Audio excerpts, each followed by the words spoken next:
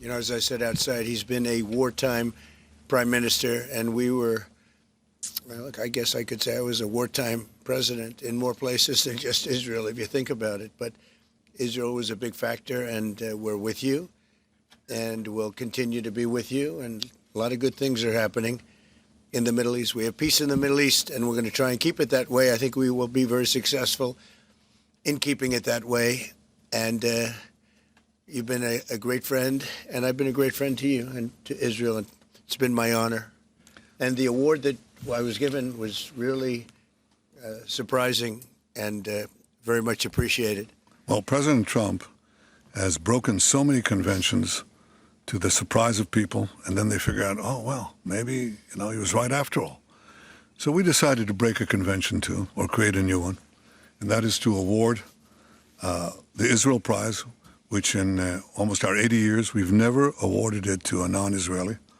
And we're going to award it this year to President Trump. This was announced formally over lunch by our Minister of Education, who's responsible for the Israel Prize. It's going to be awarded to President Donald J. Trump for his tremendous contributions to Israel and the Jewish people. I think it's such a fitting thing, and it would honor us, obviously, Mr. President, if you could visit Israel in that occasion on our Independence Day. But I have to say that this reflects the overwhelming sentiment of Israelis across the spectrum. They appreciate what you've done to help Israel and to help our common battle against the terrorists and those who would destroy our civilization. So, again, that's an expression of thanks and appreciation. Thank you, baby, very much. That really is a great honor.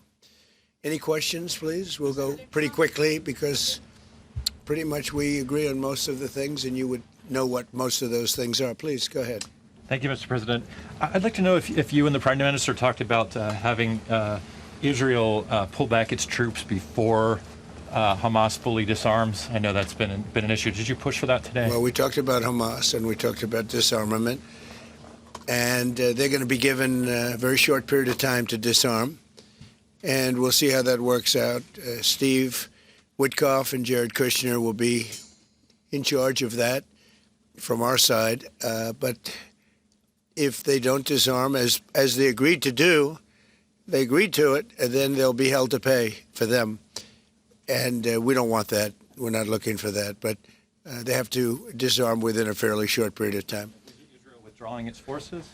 Well, that's a separate subject. We'll talk about that. Mr. President? Yes. Mr. President, did you have a message for the Prime Minister about the West Bank? And are you at all concerned that Israeli settler violence, could be undermining the peace plan? Well, we have had a discussion, big discussion, for a long time on the West Bank. And I wouldn't say we agree on the West Bank 100%, but we will come to a conclusion on the West Bank. If I could ask, what is the disagreement? Well, I don't want to do that. It'll be announced at an appropriate time. But he will do the right thing. I know that. I know him very well. He will do the right thing.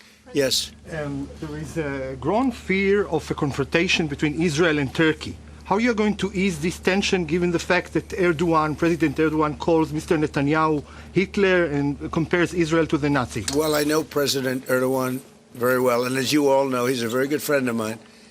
And I believe that, and I do respect him, and Bibi respects him, and they're not going to have a problem. They're not going to have a problem. I know him very well.